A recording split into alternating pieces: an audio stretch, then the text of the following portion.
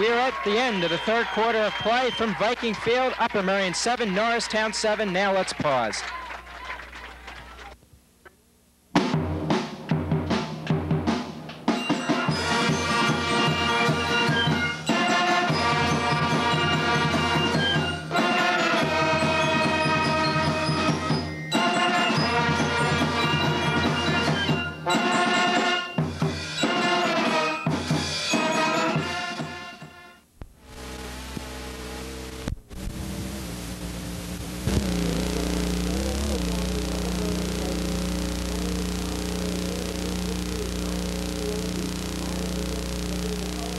Norristown are tied at 7.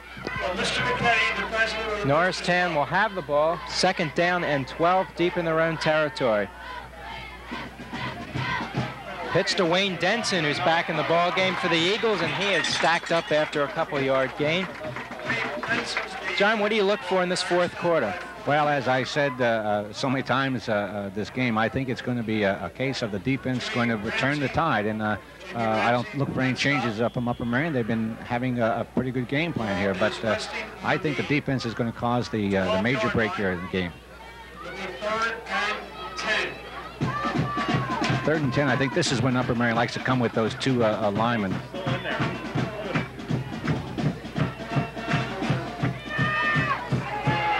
Good job, It looked like there was a fumble on the play, but I think it came after the man was down. That was Matt Weaver, who kept the ball. Was trying to fake it off to one of his men and keep it, but it didn't fool Upper Merion, so Norristown will have to punt it. What they did was they had a belly play going on to the right side with an option on the quarterback's part, and he got stopped at the line of scrimmage. I noticed, too, Art, that Upper Merion is using an awful lot of players. It's indicated by the clean uniforms out there. I noticed Sean Sowers, a sophomore, was just in on that play. Cabot kicks it away. Kelly waving for the fair catch and takes it. I'm sure if Rich had another opportunity, he would not have fair caught that ball. He had an awful lot of room to run. It was, again, an excellent kick by the punters. Both punters have been doing a tremendous job under very adverse conditions. Upper Merion will take over from the Norristown 47. 10:43 left to go in this football game. Upper Merion 7, the Norristown Eagles 7.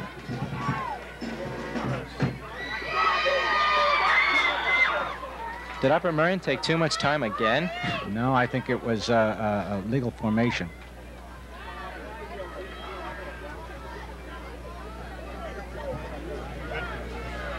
Offside against Upper Merion. I guess somebody crossed that neutral zone.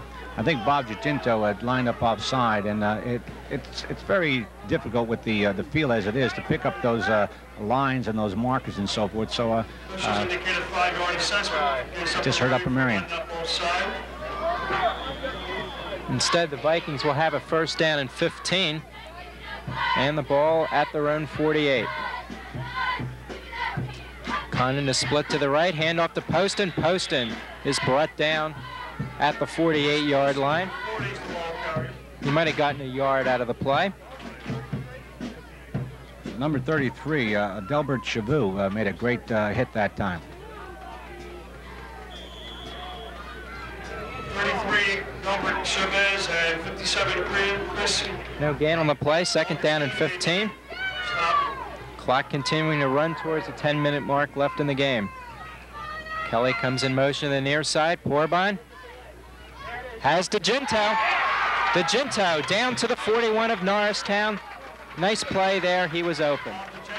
Well, it was a play that's been very, very successful for them all year. DeGinto just delays coming off the line of scrimmage and just goes back against the grain, and Porbon just throws the ball very softly over the middle. Jeff Thornton, a guard for Upper Merion, 11th grader, replaces Sean Kennedy in that lineup. Third down and 5 for the Vikings. Porbon looked like he was looking for DeGinto, having trouble, and goes down back at his 46. That's a Norristown 46. So that'll bring up a fourth down. Caesar Ridings comes onto the field. Upper Merion will punt. And number 70, Mitchell. Ball on the 46-yard line. Fourth down to the line. Caesar running to the 20, number 82. Number 52, Brian Russo for Upper Merion. Waldrop is Great back snap. for Norristown, and a pretty good kick. Taken by Cabot. So Norristown will have it there.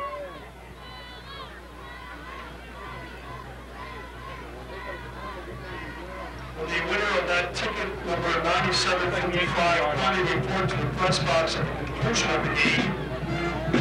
We appreciate that. Norristown will be starting off from their own 18 with 8:49 left to go in the game, and we are tied at 7. Jack McDonald doing a nice job for me. Pass is complete, and finally brought down at midfield is Norristown's weapon in this ball game, Dave Elsier. And that was just a quick pass right over the center. Upper Merion was in a blitzing situation. It was a good call. I don't know if it was an audible call, but it was a good call, and worked out well for Norristown. Got him out of a very difficult field position. 44-yard line, where it'll be first and 10 for the First and 10 from Norristown's 44.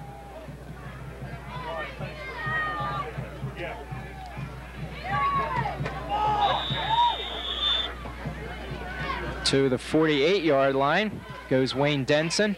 Denson's the ball carrier, stopped by the middle of the Upper Merion line, led by... On that play, notice a couple of the Upper Merion tacklers are going for the ball, and with a runner like Denson, which is he's so strong and so forth, that if you start tackling the ball, he's just going to be able to shake through and go for a long gainer. So Upper Merion has to be very careful on that. He picked up 5, second down and 5. Pitch to Denson again. This time nothing as the Upper Merion defense gets in there. Upper Merion's doing an excellent job in just blocking up that line. Denson, as great as he is, just doesn't have any openings to get free. There's a Norristown man who's down on the ground. I don't think it's anything serious, but the coaching staff and the training staff are coming out to give him some first aid.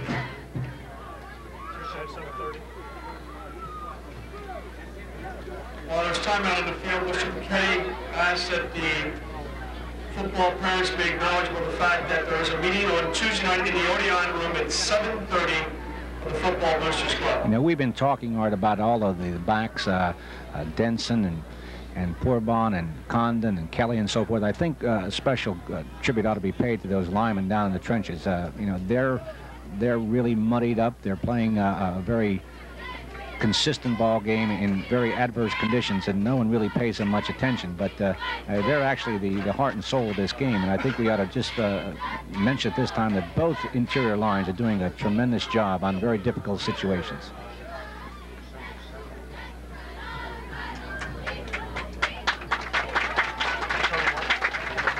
That's Suber being carried off the field.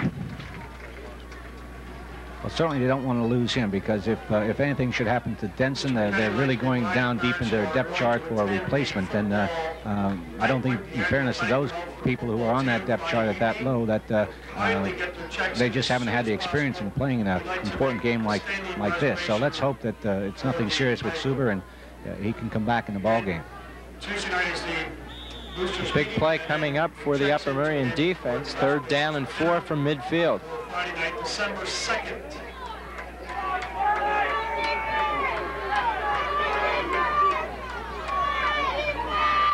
Weber looking over the middle, has the receiver. He gets away, running towards the corner.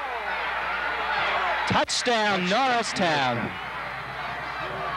That was a great pass by the quarterback. He really thread the mark on that play. Upper Merion had great coverage. It was just a pinpoint pass, and he just simply outran the defensive secondary. I thought there might have been a clip there, but the officials were a lot closer than I was, and as a result, they didn't call the play, much to the chagrin of Upper Merion. It was guess who? Dave Elsier again. He's caused nothing but trouble for Upper Merion this game. He was responsible for lateraling the ball on the touchdown after Upper Merion's first touchdown. And the all-important extra point coming up from Ron Midgens. The kick is no... Wait a minute. We have a difference of opinion. The kick is no good. One official had originally signaled it good. The other one overruled him. So the extra point is no good. And that makes a big difference. Upper Merion only needs the touchdown and the extra point now to win. Well, I know we still have a lot of time for Upper Merion to come back, but I really feel bad for the defensive team. They played an outstanding game, and just two plays hurt them all day today. And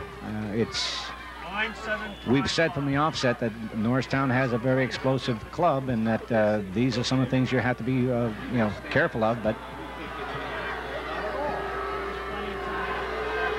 there's 7:13 left in this one.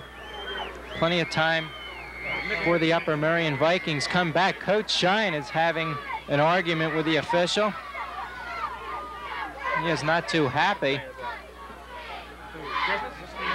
It's about as chagrined as I've seen him all season over an official's call. Well, I think he was calling. He was looking for that clip call too, the same one that I may have seen. He was thinking that there might have been a clip down there, but you know, that deep in their territory, maybe it was worked out well for him, because that could have eaten up the clock. Right now, he has 7:13, and he has an opportunity to come back to score.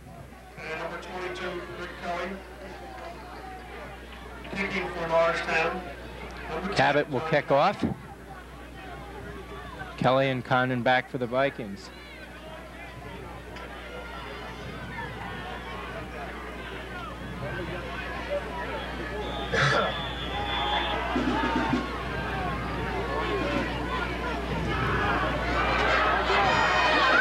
Kelly takes it.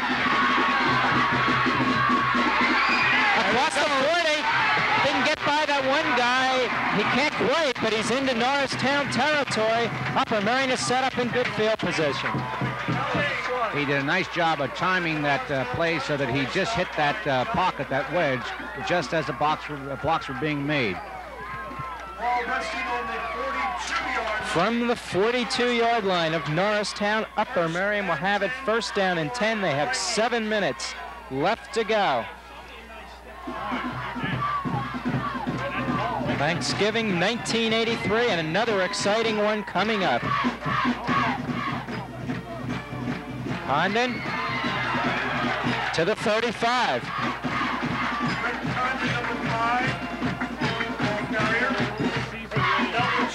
I'm sure Upper Merion's going to try to stuff this thing down Norristown's throats if they can, and use up as much time as possible, and hopefully scoring the go-ahead touchdown. Well, Upper Merion doesn't have to panic. They have a lot of time, and they shouldn't rush things. They should just keep on controlling the ball game like they had most of the game. Poston gets a couple more. The important thing now is to keep that ball secure and not have a turnover here. Stop by number 78, Bill Angelucci. Bill Angelucci of Norristown making the last stop. It'll be 3rd down and 1. Ball on the 32-yard line. We're inside 6 minutes left to go now.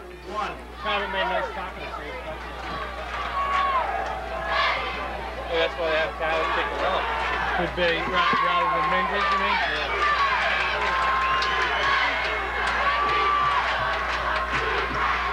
Poston has the first down. There we saw Upper Merion shift into an unbalanced line. They had a wing to the right, and they just ran it right up the middle over their guard, Becketti. Another injury, number 53, I believe, is Norristown. 57. That's Chris Augustine. He's another 6-footer, 205 pounds. His guard is a senior. He's going off the field under his own power.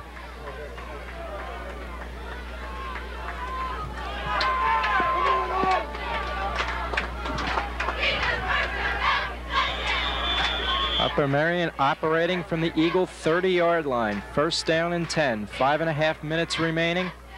It's Norristown 13, Upper Merion 7. Don Lodge split to the right side. Pitch to Kelly. Kelly trying to spin to the outside, can't find too much room. He picks up about 3. Boy, he took a lick from one of the linebackers in there, I think number 59. I'm just looking for his name on the program. 58, Andy Ward. He really got a great hit on Rich Kelly that time. 2nd down and 7. Upper Merion trying to consume as much of the clock as possible and at the same time score the go-ahead touchdown.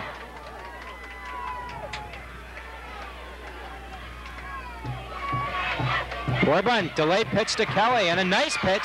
Kelly gets away from one man and is finally brought down by Chavis.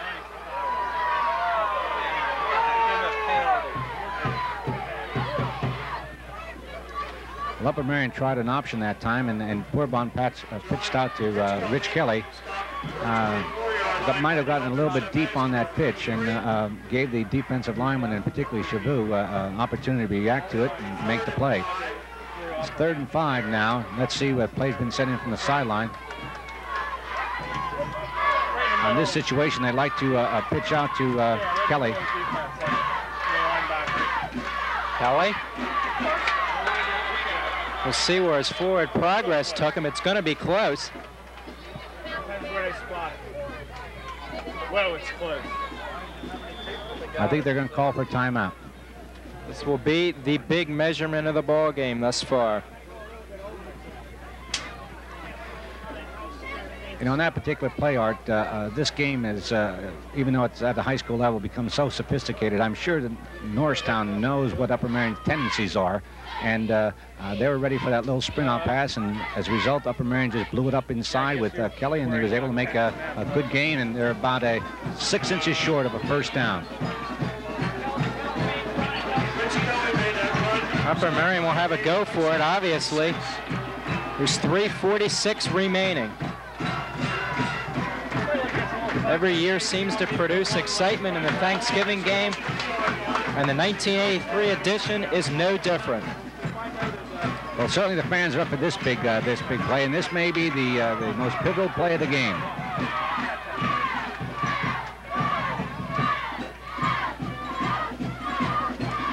I look for either Corbin to take a quarterback sneak or maybe give it the ball to post and right up the gut. They just need an inch or two. Certainly don't have to worry about a pitch or a pass at this point. Just go right up the middle. Here it comes. Poston has it. Straight forward, just as you said, John. Another 1st down for Upper Merion. The drive continues. They're on around the 15-yard line now, Art, and there's no reason for them to panic. As I said before, they still have some time. Just have to control that ball inside. What I was going to say was Russ Poston has been the steady man. He's gotten every crucial 1st down that they've needed. Kelly on the pitch. Tries to cut to the inside, gets down to the 10.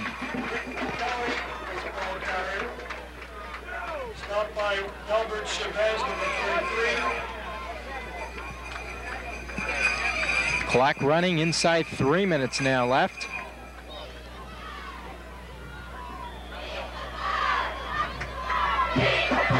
Ball's on around the 12-yard line. Probably defensively, they're playing on the best part of the field right now because this is where the most grass is, so that defensive team is going to be able to dig in.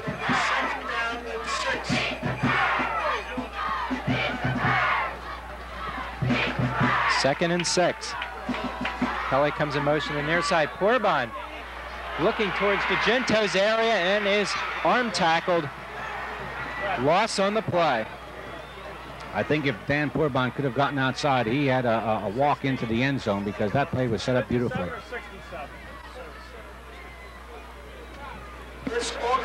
Chris Augustine was the one who made the tackle on Corbin. Well, Chris did an excellent job. He didn't give up on that play. He was blocked. He just reached out and grabbed a handful of jersey and was able just to hang on. I think Upper Merion's going to have to go to the pass now. DeGento comes in. The only thing wrong with this part of the field is they don't have much room to operate. Defensive, they're able to put the squeeze on them. 3rd down and 12. If Upper Merion doesn't get it here, they will obviously be going on 4th. A flag. And we'll have to see what this means. Might be another delay. It is against the Vikings, and they certainly didn't need it there. Although it does give them more room, as you said.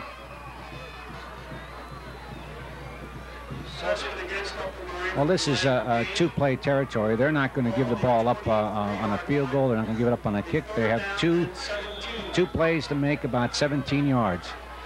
And they just try to get half that back now and then go for the 4th down. Here it comes, Porbon.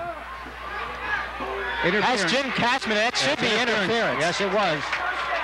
He made an excellent catch, and it was interference. Pete Edwards was all over him. It's amazing that Cashman even caught the football.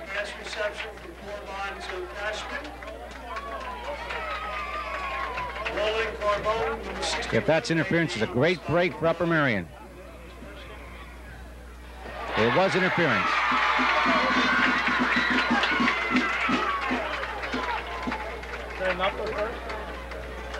First pass.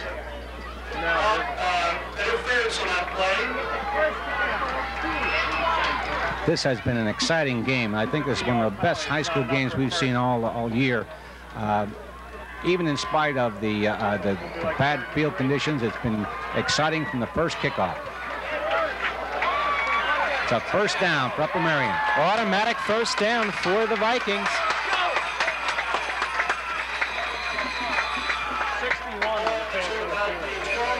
They have 1:26, 1:25 on the clock.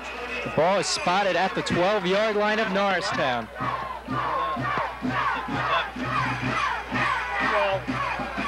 Poston inside the 10, down to about the 8.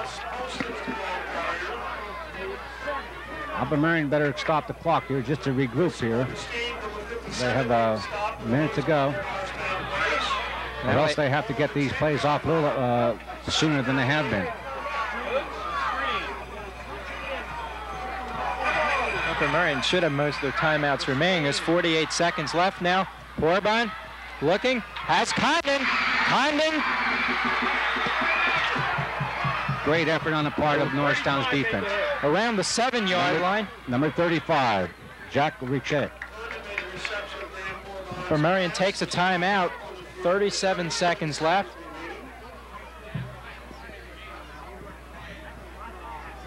Ball is on the 9-yard line. Right now, it looks like if Upper Merion's going to do anything with the pass, they have to push it down the field. They've been throwing the ball out to the flat, and Norristown realizes this, and they have all of their defensive men protecting the outside.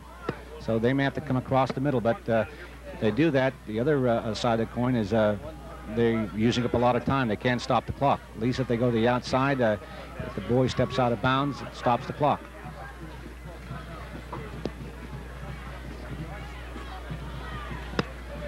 Ball is just outside the 8-yard line. It'll be 3rd down and 6.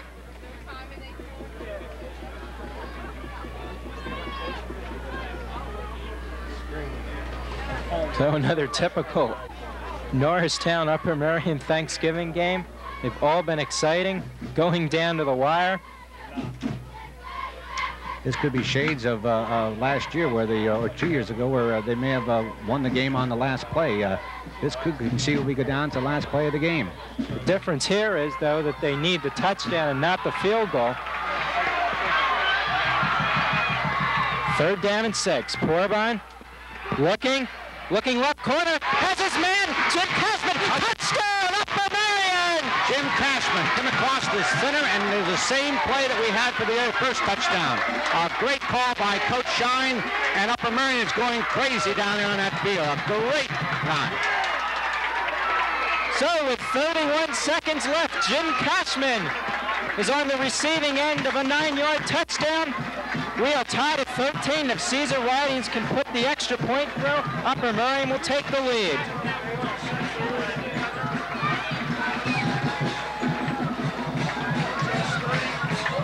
31 seconds to go here, and I think what's going to happen is Norristown might just use a couple timeouts here to put the pressure on Caesar Ridings, but we'll talk about that after this this timeout. I don't want to jinx Caesar at this point.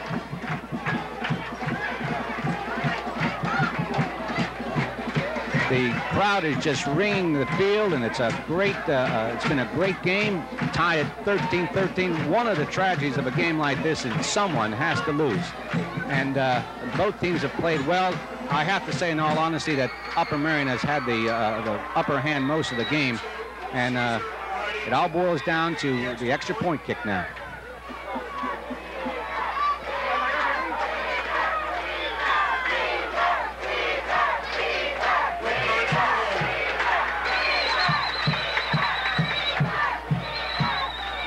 Spot is down. The kick is up.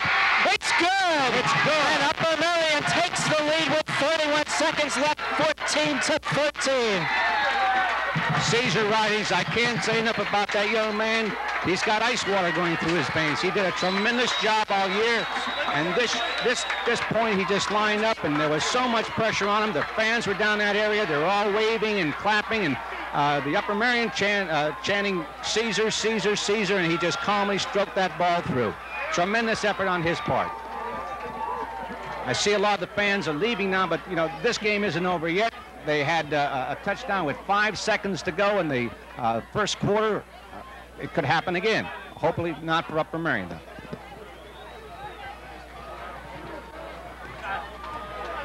The Upper Merion defense still has a little work to do. Norristown wants to get as far a return as possible on this kickoff.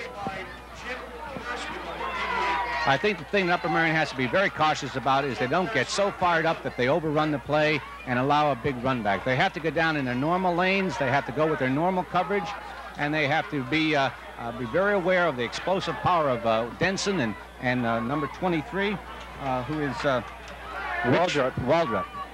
He's the man that scored the touchdown on the lateral from Elsier earlier in the game. You can't help but think that this is almost like the Army-Navy game, where you know, the season and the record that the teams have accumulated are all for naught when it comes down to this last game. This makes the season. There's the kick. It's along the ground. Ridings is trying to get Norristown to fumble it. Taken by Elsier. He's up at the 45-yard line. John, I don't know whether that was really that smart a thing to do. Well, I would have to agree with that. I think it was a good play. It did two things. It gave an experienced runner an opportunity to run the ball and maybe an opportunity to fumble the ball. And with only 24 seconds left, if that defense plays as strong as it has, you know, they have the game locked up. The one thing they have to be very aware of now is the long pass, that pass coming across the center. But I think it was good strategy. I would hate to give the last play to a runner like Denson in this situation. So maybe that was the best thing to do, is kick the ball down on the ground. Well, the only reason I question it was because it would give Norristown such good field position, although there are only 24 seconds left. I don't know whether they have a skilled field goal kicker or not. I don't know whether in these conditions it would be possible to kick one. It's 14-13. Upper Merion leads at 24 seconds left.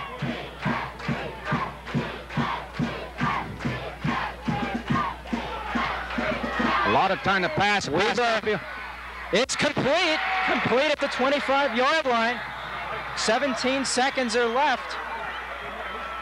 John Cabot was on the receiving end of it. It's a Norristown timeout with 17 seconds to go. Just before that play, the Upper Merion coaching staff, the defensive team, were exhorting their players to get back deep because they knew that Norristown was going to force that ball down deep. They have about time for 2 plays now. I don't know how many timeouts they have. I think they have 1 more timeout left. I'm speaking about Norristown. And it's an exciting game. The ball will be at the 25-yard line. 17 seconds remaining. It's Upper Merion 14, Norristown 13.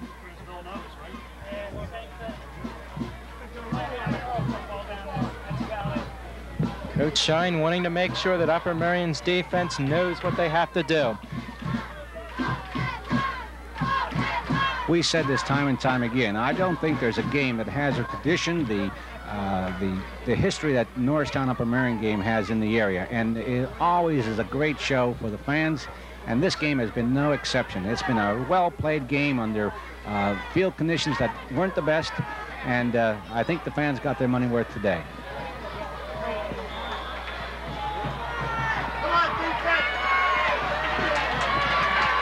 It all comes down to the last 17 seconds.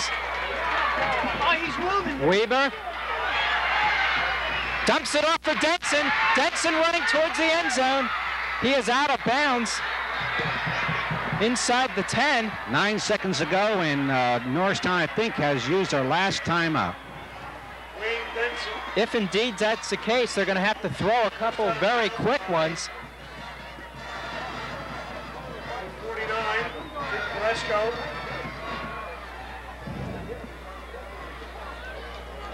Caught the touchdown down here. Ball resting on the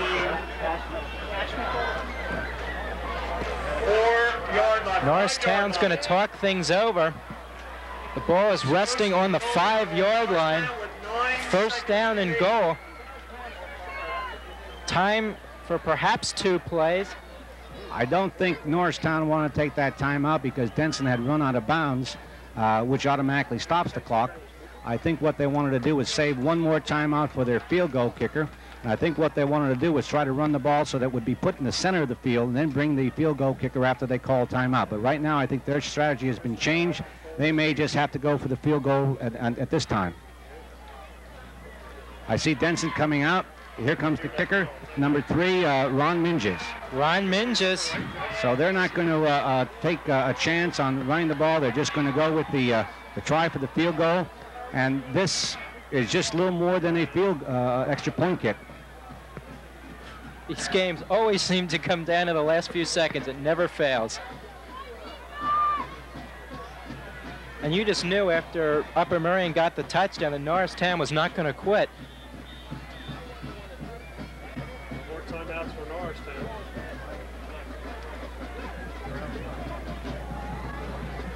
There's an awful lot of pressure on Minges, number 3, and he's standing up in front of the line there, just concentrating on his spot. He's got the kicking tee down. You know, I was just going to say when we were lined up for the extra point with Caesar Roddings that there's an awful lot of execution that goes into an extra point or field goal.